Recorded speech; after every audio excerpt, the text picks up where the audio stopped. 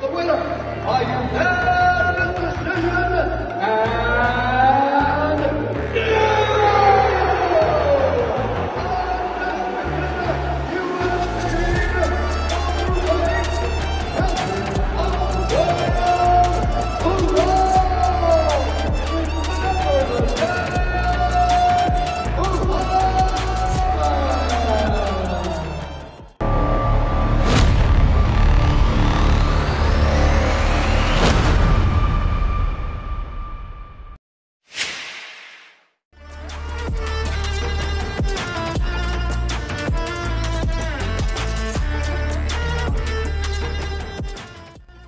Muhammad Mokaev telah mencatatkan 6 pertarungannya di UFC dan kesemuanya itu berakhir dengan kemenangan sebagai pesaing di kelas terbang yang hingga kini belum terkalahkan dari 12 pertarungan MMA-nya. Di pertarungan sebelumnya Mokaev berhasil mencetak kemenangan submission-nya untuk yang kelima dan keenam kalinya di sepanjang karirnya sebelum akhirnya mengalahkan Alex Perez dengan keputusan bulat untuk memperpanjang rekor undefeated-nya. Penggemar tentunya sangat mengenali bentuk permainan petarung kelahiran Dagestan ini yang cukup piawai dalam bermain gulat di samping gaya stand-up-nya yang tidak terburu-buru. Dengan ciri khas dari permainan yang penuh kesabaran, Mokaev tentunya mengantisipasi bahwa lawannya kali ini Manel Kape adalah lawan yang cukup memberikan ancaman baginya. Karena setiap kali Mokaev berada dalam jangkauan, maka Kape akan menyiapkan lututnya untuk menyerang saat Mokaev juga melakukan serangan.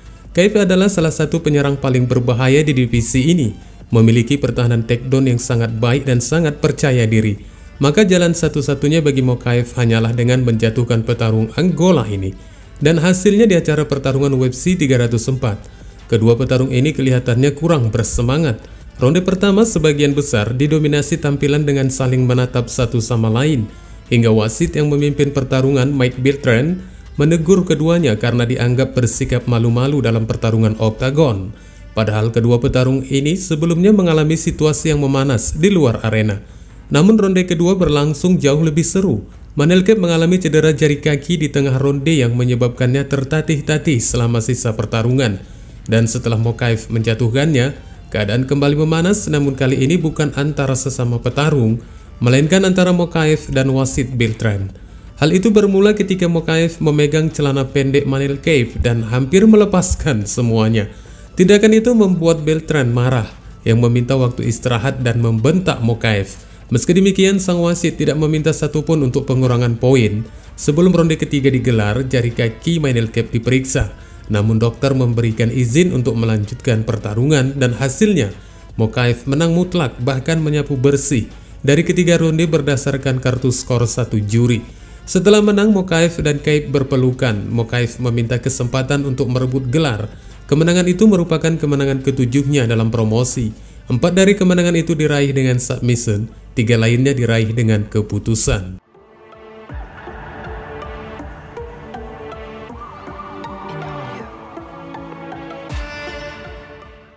Sejak 2015, Arnold Allen datang ke pertarungan UFC ini dengan rekor 10 kemenangan dan 2 kekalahan.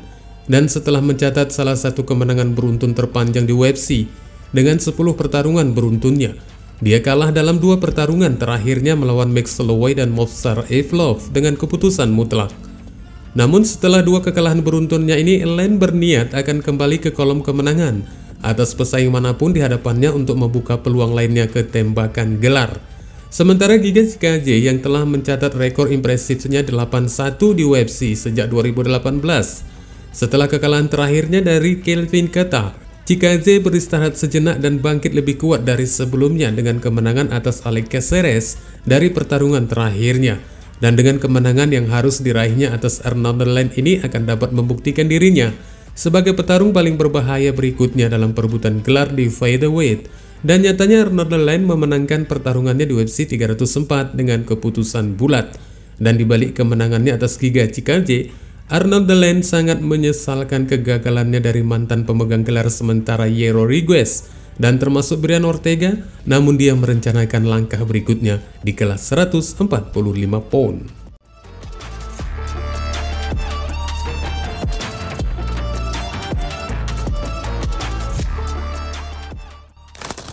Di usianya yang ke-37, Green tidak lagi berada di puncak performanya. namun merupakan bukti dari atletisme dan keterampilan alaminya bahwa dia masih mampu bertahan di jajaran teratas salah satu divisi yang paling diminati penggemar dalam olahraga ini. Pemenang 3 dari 4 pertandingan terakhirnya, Green masih menjadi tantangan yang sangat sulit bagi sebagian besar divisi tersebut, dan tentu saja dia merupakan ujian terberat dalam karir Pimblet di UFC. Terlepas dari sedikit kontroversi penilaian Buddy yang berusia 29 tahun memasuki pertandingan ini dengan sempurna 5-0 di dalam oktagon. Ini adalah kesempatannya untuk masuk ke peringkat dan menjadi lebih dari sekedar petarung populer dari Inggris. Dan ketika mampu mengalahkan Green, itu menegaskan bahwa dia adalah pemain yang relevan di kelas 155 pound. Bobby Green telah memainkan permainan ini dalam waktu yang sangat lama sejak 2008 dengan banyak melawan petarung papan atas di divisi kelas ringan. Selama ini gayanya tetap sama dengan pukulan lurus yang licin, gerakan kepala yang hebat, dan pertahanan takedown yang kuat. Namun belakangan Green dinilai sedikit melambat dari biasanya. Sementara Pimblet merupakan petarung yang sedang dalam performa terbaiknya. Keadaan ideal bagi Pimblet di sini adalah meraih posisi teratas, tetapi itu tidak cukup meyakinkan sebelum melakukannya dengan mencetak knockdown. Takedown Pimblet ini bisa dikatakan bentuk menjatuhkan yang cukup mudah untuk diantisipasi lawannya. Namun jika Pimblet dapat melukai lawannya terlebih dahulu, kemungkinan besar dia dapat naik ke atas dan mendominasi Green. Dan buktinya Pimblet berhasil mengalahkan Bobby Green di ronde pertama setelah 2 menit pertarungan berjalan. Pertarungan ini tidak memperlihatkan siapa di antara mereka yang mendominasi karena hanya berjalan dengan cepat. Namun ketika Green melancarkan serangannya, Pimblet malah mampu membalasnya dengan tendangan kaki yang menyebabkan ada ruang bagi The Buddy untuk melakukan penguncian. Meski Green mencoba untuk melawan, namun Pimblet bertukar ke triangle choke hingga akhirnya pertarungan itu selesai dengan kemenangan The Buddy.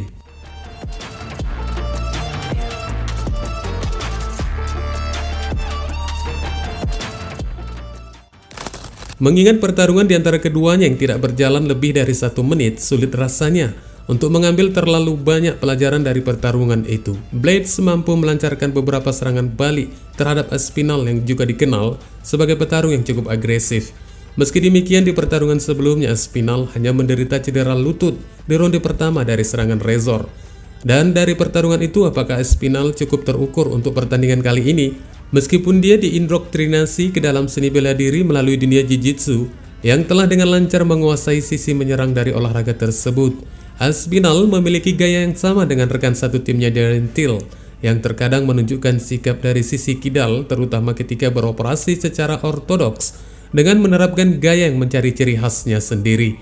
Dan bagi Blaydes yang meskipun berasal dari basis gulat, namun Razor tidak asing dengan permainan kickboxing dari lawan-lawannya. Blaydes merupakan petarung yang memiliki gerakan bagus dari bentuk fisiknya yang cukup besar dan menunjukkan kemampuan untuk mengubah posisinya dalam mengambil sudut yang mendorong skenario pengepungan. Tanpa mengabaikan dasar-dasarnya, Blaydes melakukan pekerjaan yang baik untuk menjaga kakinya di bawahnya dan menggerakkan kepalanya saat menyerang. Dengan cerdas, menaburkan tipuan dan gerakan pinggul di sepanjang pertarungan. Dan pada akhirnya, dari kemampuan kedua petarung ini harus dibuktikan di UFC 304. Faktanya Thomas Aspinall mampu tampil lebih mengesankan lagi dengan kemenangan KO-nya di ronde pertama. Blaydes tidak menunjukkan rasa takut saat berhadapan dengan Aspinall. Namun hal itu merugikannya setelah dia berhasil dijatuhkan Aspinall dengan pukulan kiri lurus. Kemudian Aspinall mengikutinya dengan pukulan kanan dan rentetan pukulan ground and pound yang mendorong wasit Mark Goddard untuk menghentikan pertarungan. Meskipun Blaydes sepertinya protes dari keputusan sang wasit, namun itu jelas tidak mempengaruhi penampilan gemilang dari Thomas Aspinall.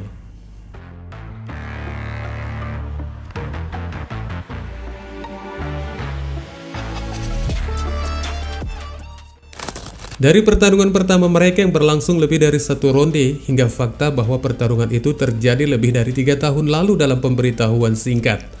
Sulit untuk membuat pernyataan konkret berdasarkan pertemuan dari itu saja. Sebab selain itu kita tidak dapat mengabaikan fakta bahwa Belal memiliki rekor kemenangan melawan petarung kidal dan secara tradisional menjadi lebih kuat seiring berjalannya pertarungan. Beberapa dari kemenangannya ini tak lain berawal di mana dia merupakan penyerang dengan posisi ortodoks yang tidak malu-malu untuk melemparkan kekuatan dari belakang, dan Belal telah melakukan pekerjaan yang sangat baik dalam mengembangkan pukulan tangan utamanya dalam beberapa tahun terakhir. Meski demikian, bagi petarung Amerika Palestina ini bukan hal yang mudah untuk mencapai pertarungan gelarnya yang pertama kalinya ini. Padahal dari segi percakapan sampah, Belal juga telah memulainya selain dari beberapa kemenangan terakhirnya yang bisa dikatakan cukup mengesankan. Hingga akhirnya tidak satu pun dari kalangan penikmat dan pakar MMA yang menyatakan Belal belum pantas memasuki arena tembakan gelar. Barulah peluang itu diraihnya hari ini. Leon Edwards bukan merupakan lawan yang langka bagi Belal. Di pertemuan pertama mereka berakhir dengan no contest yang diakibatkan dari colokan mata The Rocky. Namun meski demikian, seiring berjalannya waktu, Edwards bukan lagi seperti petarung yang dikenal Belal sebelumnya, hingga sukses memegang kekuasaan sebagai raja di divisi kelas welter. Sang juara ini sangat mahir dalam melakukan serangan dengan tidak terburu-buru dan penuh strategi.